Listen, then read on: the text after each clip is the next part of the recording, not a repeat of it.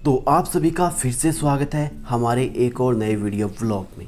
तो आज मैं आप लोगों को एक ऐसी जगह पर लेकर जा रहा हूँ जहाँ पर हर जात हर धर्म के लोग इस जगह को बहुत बड़ी संख्या में विजिट करते हैं। मैं बात कर रहा हूँ पड़पाटा धाम की, एक ऐसी देवभूमि जो इन दिनों काफ़ी चर्चा में है।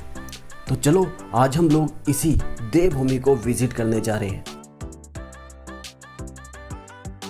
तो चलते चलते मैं आप लोगों को बताता हूँ इस पड़पाटा धाम की कहानी के बारे में। तो माना जाता है कि राजस्थान के श्रीगंगानगर जिले से 42 किलोमीटर दूर धाबा जालार नामक एक गांव में 1958 की उस रात को एक ऐसा चमत्कार हुआ जिसकी किसी को उम्मीद नहीं थी।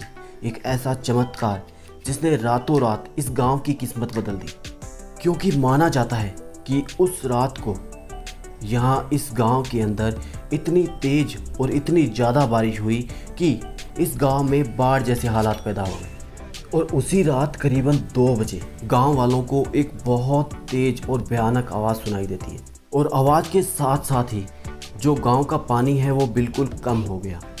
और जब सुबह गांव वालों ने देखा तो उनकी आंखें फटी की फटी रह गई। गांव वालों ने देखा कि गांव से कुछ दूरी पर 4 बीघा ज़मीन के अंदर ज़मीन पूरी फटी पड़ी है, और जो रात को उन्हें आवाज़ सुनाई दी वो इसी ज़मीन के फटने की थी। और जो पानी था वो सारा का सारा पानी इसी ज़मीन के अंदर सम्मिलित हो गया और वहाँ पर एक बड़ा सा कुंड बन गया। और तभी से गांव वाले इस जगह को देवभूमि मानते हैं। तो चलो अभी हम लोग पहुँच गए हैं उसी गाँव में। तो अभी हम लोग जा रहे हैं उसी जगह को विज़िट करने के लिए जो आज लोगों के लिए एक धार्मिक स्थल बन गया है, जहां हर कोई धर्म हर कोई जात का इस जगह को विज़िट करने आता है।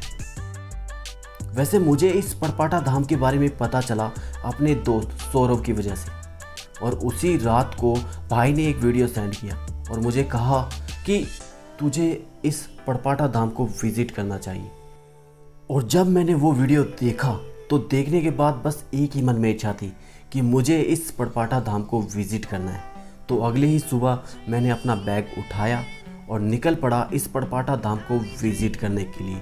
तो अभी मैं पहुंच गया हूं इसी पड़पाटा धाम के बिल्कुल जस्ट सामने, और अभी मैं एंटर करने जा रहा हूं इसी पड़पाटा धाम को।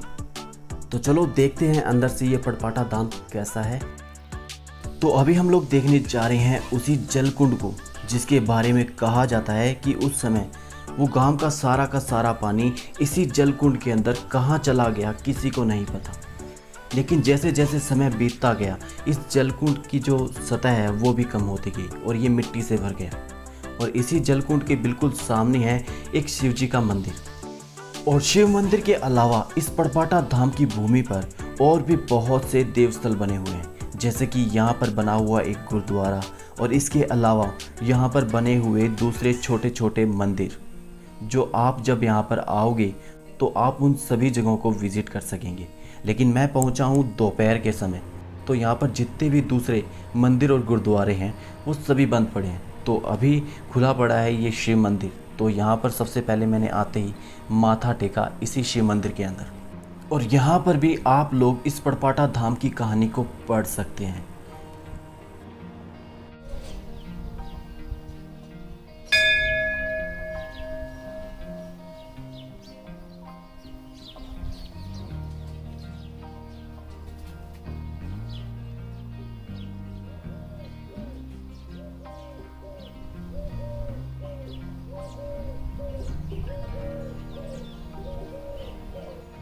और यहीं पर हमारी मुलाकात हुई यहाँ की जो पंडित जी है दिनेश जी, उनसे।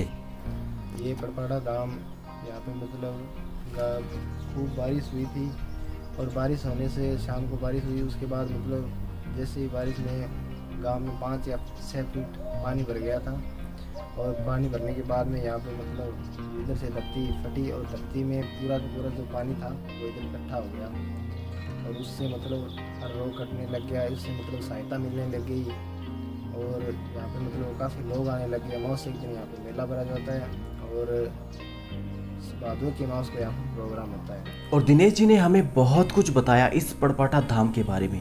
इन्होंने हमें बताया कि इस जगह का नाम पड़पाटा इसलिए पड़ा क्योंकि क्षेत्रीय भाषा में इसका मतलब होता है धरती का फटना, और इसीलिए इसे पड़पाटा कहते हैं। और इसके अलावा और दिनेश जी ने हमें बताया कि इस पड़पाटा धाम की जो ये जलकुंड है, इसका जल पीने से चर्म रोग यानी कि चमड़ी के रोग तक सही होते हैं और दूसरी बीमारियां भी दूर होती है। और माना जाता है कि इस पड़पाटा धाम के अंदर जो भी कोई सच्चे मन से कोई इच्छा करता है तो उसकी इच्छा पूरी होती है।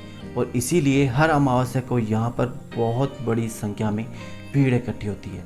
इसके अलावा भादवा की अमावस्या को यहाँ पर बहुत बड़े मेले का आयोजन होता है और इस मेले का आयोजन होता है गांव वाले और राजस्थान पत्रिका की टीम के सहयोग से। वैसे जब मैं मंदिर के अंदर वीडियो ब्लॉग शूट कर रहा था तभी मेरी मुलाकात हुई राकेश भाई और उनके ब्रदर से, और इन लोगों से मैंने पड़पाटा धाम के बारे में बहुत सी बातें की। तो तभी राकेश भाई ने मुझे कहा कि आपकी जो बस है वो बहुत लेट है, तो आप हमारे घर चलिए। तो इसके बाद मैं राकेश भाई के इनके घर गया और इन लोगों ने सच में बहुत अच्छे तरीके से मेरी मेहमान नवाजी की।